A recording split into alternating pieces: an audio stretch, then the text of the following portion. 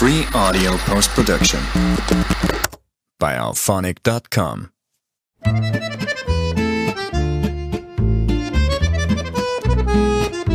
Bonjour, bienvenue sur le podcast Une maison en France, un podcast en français facile pour ceux qui rêvent d'avoir une maison en France ou qui ont déjà une maison en France et qui veulent perfectionner leur français. Je suis Jérôme et je suis professeur de français langue étrangère. Chaque semaine, je lis un chapitre du roman en français facile, Les surprises du premier été. Puis, je vous explique le français utilisé dans le texte. Dans le premier épisode, Petra et Peter van der Velde, les deux personnages de cette histoire, avaient rendez-vous en France avec un employé d'une agence immobilière. Maintenant, ils sont arrivés. Nous allons découvrir leur jardin. Dans les explications, je vais vous parler d'expressions importantes pour décrire un espace. Mais sans plus attendre, poursuivons l'histoire.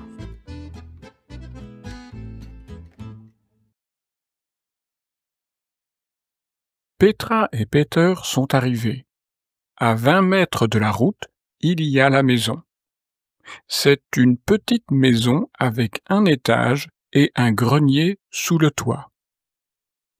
Sur le mur de la maison, il y a une plante grimpante. C'est une vigne vierge. À droite de la maison, il y a un autre bâtiment. Il est beaucoup plus petit que la maison. C'est une remise pour ranger les outils de jardin et beaucoup d'autres choses encore.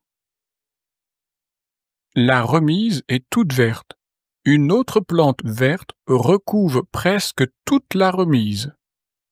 Ce n'est pas une vigne vierge, mais c'est du lierre. Autour, il y a quelques arbres, petits ou grands. Derrière la maison, Peter et Petra voient un verger. Il y a des pommiers, des poiriers et des pruniers. Les arbres ont plein de fruits. Le terrain descend un peu. Au fond du terrain, en bas, donc, il y a un petit ruisseau. Le ruisseau, c'est aussi la limite de leur terrain. C'est grand, c'est vert, c'est magnifique. Devant la maison, il y a une voiture. C'est la voiture de l'employé de l'agence immobilière.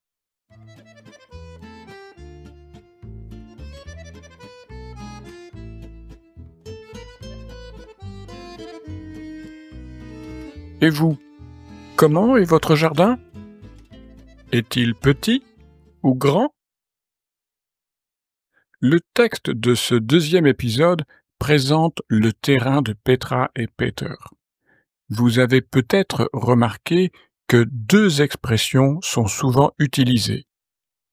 Il y a et c'est. Cela paraît simple, mais ce n'est pas toujours facile à employer. Quand devez-vous utiliser il y a et quand devez-vous employer c'est? Voici une règle simple.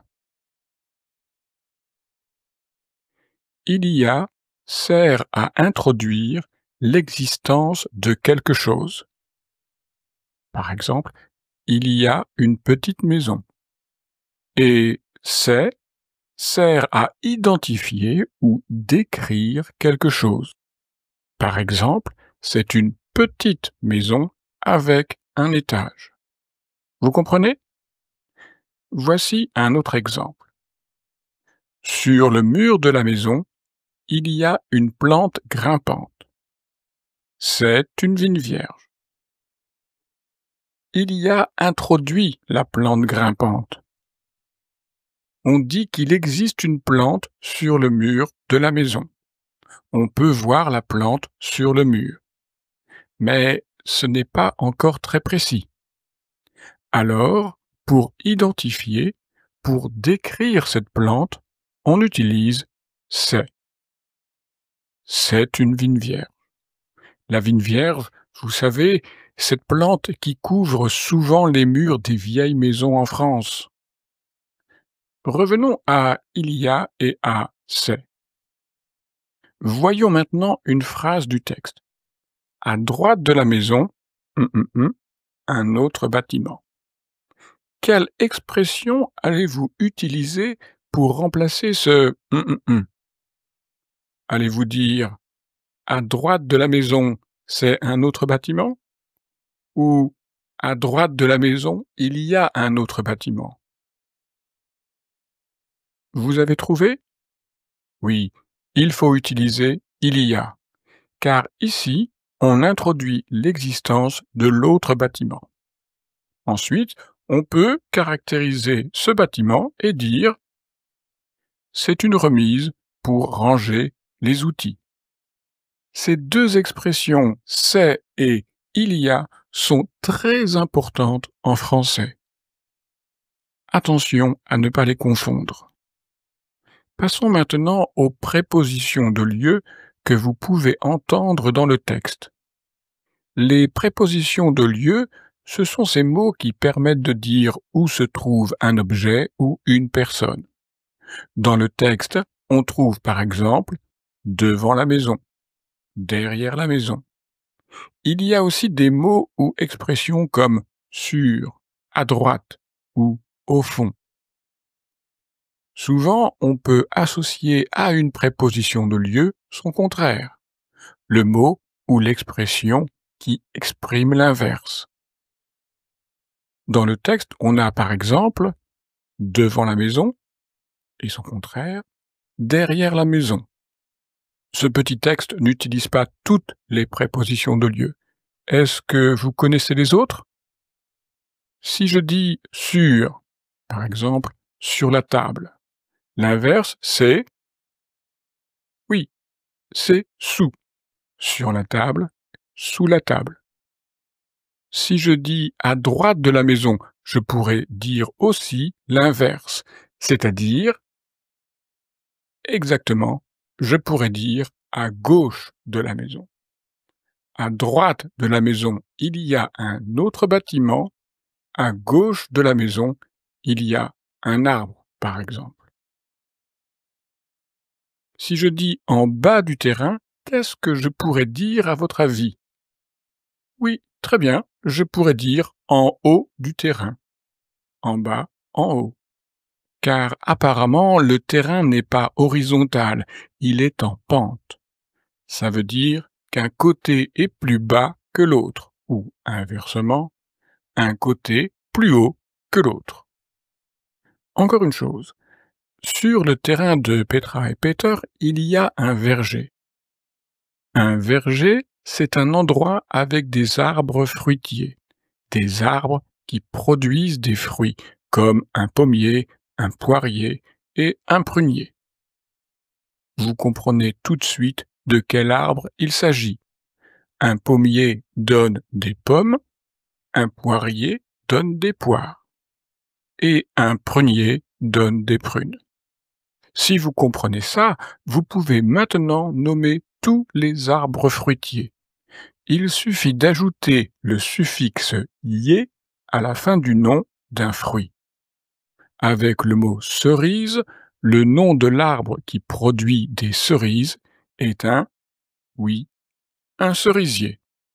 Ça marche pour les arbres, mais aussi pour les plus petites plantes, framboises, framboisiers, fraises, fraisiers. C'est facile. Maintenant, je vous invite à réécouter la première partie de cet épisode. Réécoutez attentivement et repérez les « il y a » et les « c'est ».